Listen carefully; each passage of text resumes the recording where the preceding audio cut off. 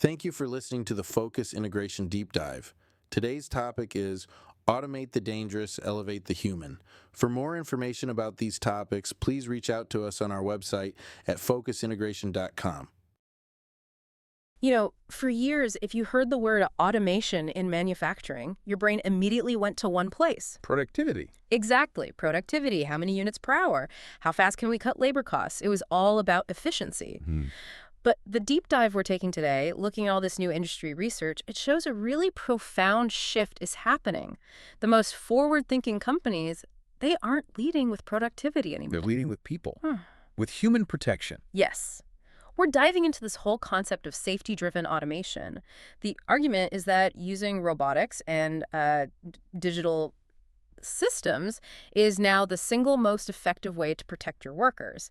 And kind of surprisingly, it's also the best way to guarantee long-term profitability. Right.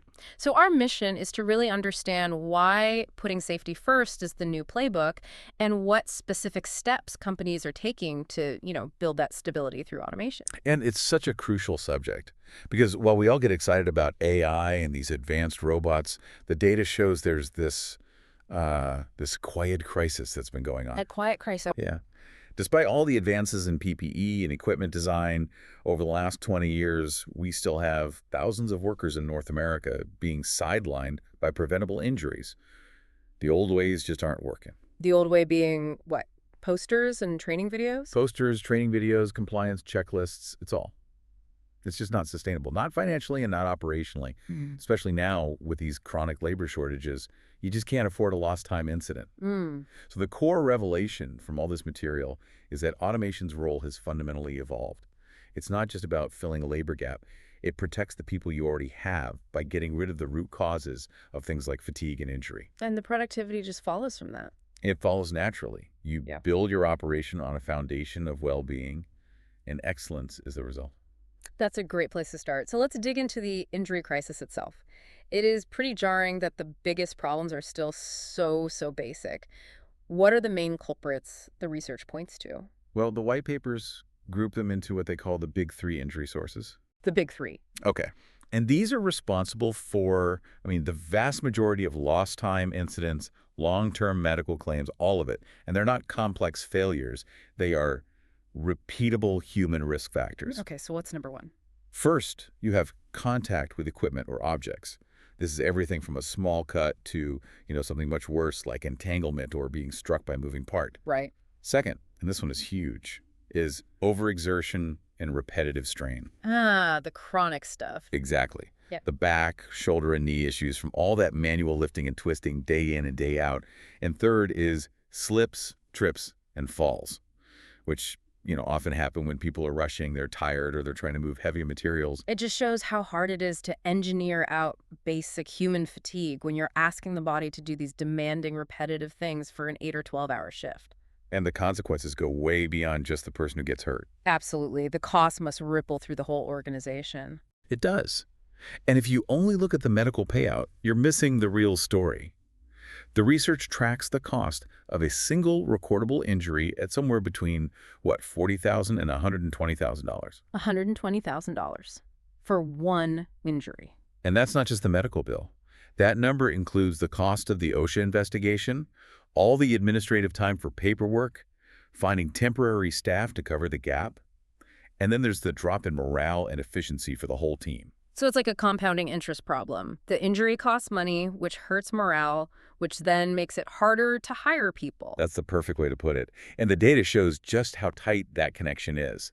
These high-risk physical jobs, they have turnover rates that are 2 to 4 times higher than the facility average. Wow. And think about it. When you have to replace a skilled operator, which costs 30 to 50% of their salary, the research is crystal clear. New hires are statistically more likely to get injured. Of course. They're in an unfamiliar, high-risk place. It's a vicious cycle. You fail to protect your current team, and you create more risk for the next one. So the financial case for safety isn't just about dodging a fine. It's a core business strategy. Precisely. And we're seeing insurance carriers get much more aggressive about this.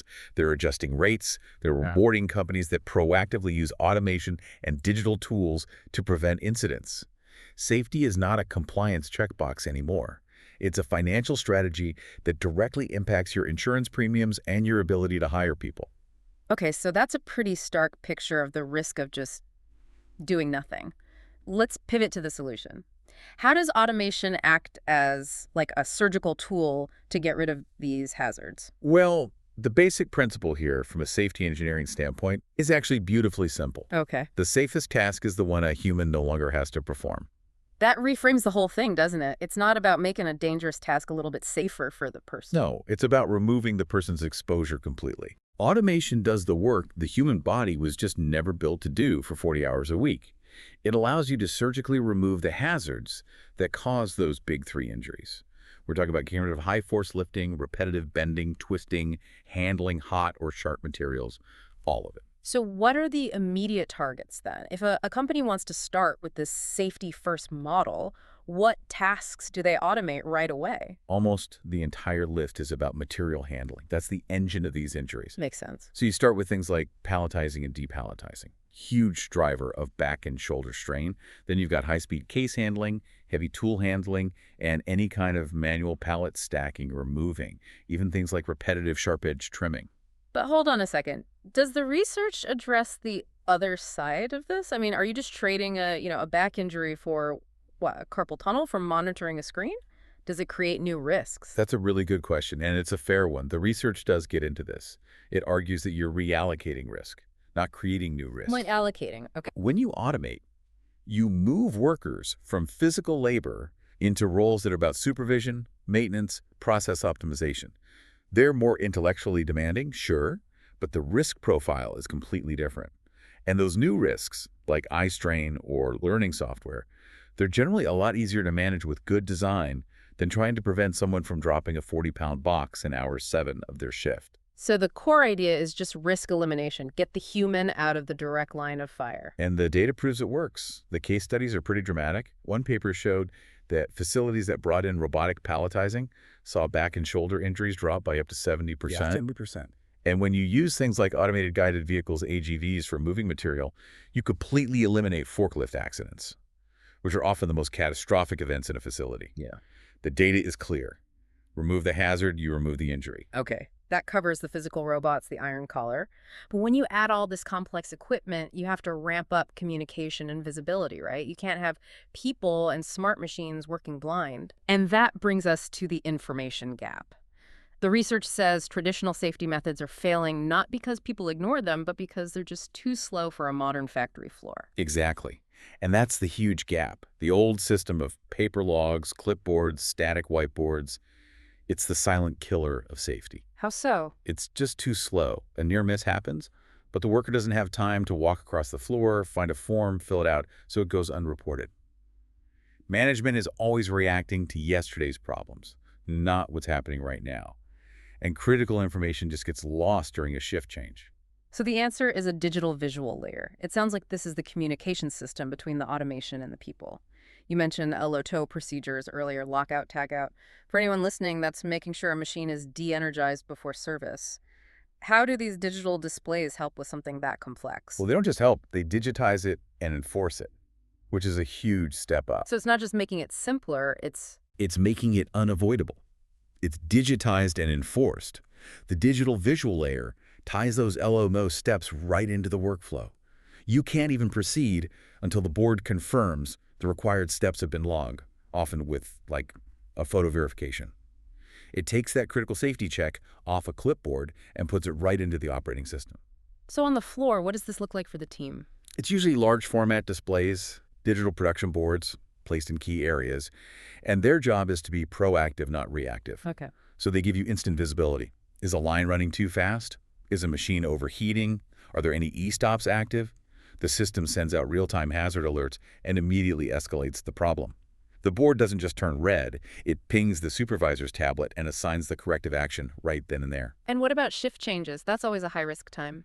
Absolutely. So a digital system replaces a verbal handoff or some scribbled notes with a standardized time-stamped record. The next operator comes in and can see every near miss from the last shift, every maintenance issue, all validated digitally. This kind of focus on clear, immediate information can cut response times to problems by 50 to 80%. 50 to 80%. Yeah, That's the difference between catching a problem and having a disaster. it is. It totally changes the conversation from, why didn't that worker notice, to, did we give the worker the information they needed to succeed? Precisely. Which brings us to the human factor. The sources are really clear that most injuries aren't because of carelessness. It's because the environment, the system, it sets people up to fail. Exactly. The root causes of the big three are things like not enough information, rushed decisions, confusing instructions, and just plain physical fatigue. So the goal isn't just a safer task. It's a smarter environment that guides people to the right choice. And the research gives us a kind of formula for this, for a modern, safe, and scalable workplace. It's, what, 3 steps? It is. It's really a 3-part mantra. First, automate the task. Get the human out of the danger zone. Exactly. Then, visualize the risk. So everyone sees what's happening in real time. And finally, guide the behavior. That holistic view seems essential, and it connects right back to the talent issue you mentioned earlier. It's completely connected. Younger generations, they're just not signing up for physically brutal jobs. Plain and simple. They expect technology to do the heavy lifting. A plant that doesn't modernize is going to have a terrible time trying to hire and keep people. So modernizing for safety is also modernizing for recruiting. They're the same thing now. If we connect this to the bigger picture, the sources really define these 3 converging pillars for operational excellence over the next decade. First, you have to automate the most dangerous work. That's your robots, your AGVs, your palletizers. Second, you must visualize safety and risk in real time. That's the digital floor, the live dashboards, the proactive alerts. No more information lag. None. And third, you have to guide human behavior through a unified operating system. This means digital procedures, standardized handoffs, and clear communication tools that ensure everyone is on the same page every shift. So what does this all mean? When we boil it all down, the ultimate message here seems to be about competitive advantage. The companies that do this now, automate, visualize, guide, they're the ones who are going to lead the industry. The connection is undeniable. The safest factories will be the most productive factories because they're built on stable, predictable processes. And crucially, the safest teams will be the most stable teams. Right. Less turnover, fewer injuries. Less turnover, fewer light-duty restrictions, less absenteeism, and just more consistent, high-quality work. So to quickly recap this deep dive, we've seen automation evolve from just being a tool for output into the single most effective tool we have for human protection and really for talent attraction. And we've detailed the financial leverage you get from that. Lower turnover, lower admin costs, better insurance rates, all because you're dramatically reducing those big 3 injuries: contact, overexertion, and falls. And that really leads us to the final provocative thought for you to consider. The sources make it clear that companies delaying this are going to find it harder and harder to attract workers, and they're going to fall behind their competitors. Right. So the question for any leader out there isn't really if you can afford to automate for safety anymore. It's, can you possibly afford the escalating cost of not doing it?